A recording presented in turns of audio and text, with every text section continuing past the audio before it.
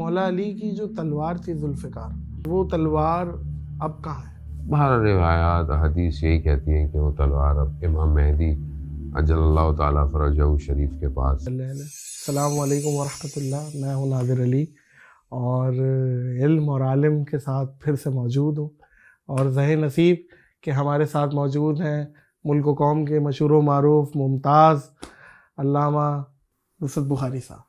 السلام علیکم۔ وعلیکم السلام۔ خیریت سے جناب؟ الحمدللہ۔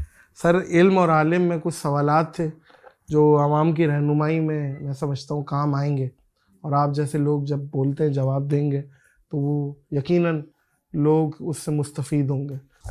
اچھا، مولا علی کی جو تلوار تھی ذوالفقار، وہ ذرا اس کے بارے میں کچھ بتائیے گا۔ ایک تو اس کا جو جس طرح ہم دیکھتے ہیں کہ دو اس کے منہ تھے، اور وہ تلوار اب کہاں ہے؟ اور یہ تو آپ نے بہت اچھا سوال کیا کہ وہ تلوار اب کہاں ہے۔ دیکھیں، بات یہ ہے کہ ایک تو آپ جانتے ہیں کہ وہ خداوند متعال کی طرف سے جنگ کے اندر جو ہے وہ آئی تھی، مولا کائنات کے پاس رہی، اور اس کے بعد جو ہے وہ آہستہ آہستہ ان کی اولاد ائمہ میں سے رہی۔ بہر روایات حدیث یہی کہتی ہیں کہ وہ تلوار اب امام مہدی اجل اللہ تعالیٰ فرجہ شریف کے پاس ہوگی، اور جب وہ آئیں گے تو ہے مطلب، کیونکہ وہ تو آپ لوگ تو کیونکہ وہ ان کو کہتے ہیں نا کہ وہ آئیں گے۔ جی مطلب وہ دیکھیں، روایات جو رسول خدا سے صلی اللہ علیہ وسلم سے یہ ہے کہ آخری جو امام ہے وہ امام حسین کی اولاد میں سے ہیں، ٹھیک ہے۔ اب اہل سنت کے منابع روایات یہ کہتی ہیں کہ وہ پیدا ہوں گے، ہم کہتے ہیں کہ جی پیدا فرق ہے، وہی آئیں گے، ظاہر ہیں تو وہی جو پیدا ہو گئی ہے، تو ظاہر ہے یہ کچھ چیزیں ان کے پاس ہیں۔ وہ انگوٹھی بھی جو وہ جو مولا کائنات کے پاس تھی، وہ سلیمان والی، حضرت سلیمان نبی والی جو انگوٹھی تھی، اور اس طرح کی چیزیں کہ جو بعض انبیاء کی بھی ہیں، بہرحال وہ امام کی ہی ملکیت ہے، ظاہر اللہ کا نمائندہ ہے۔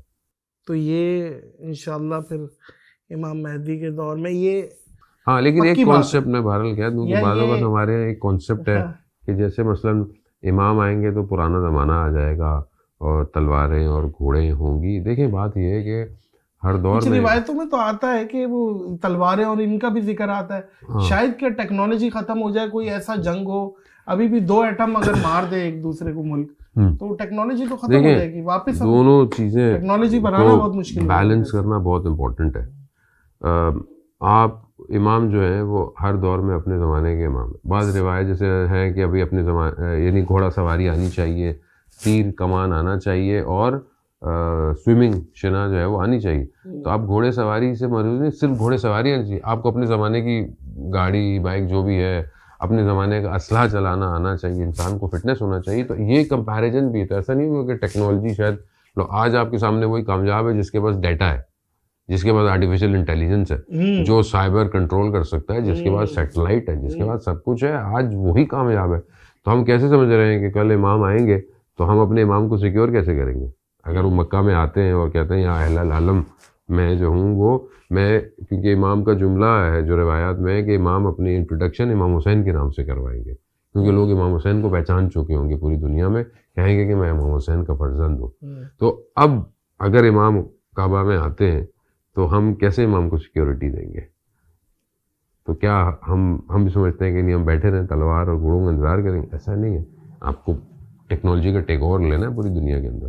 کیا بات ہے، کیا بات۔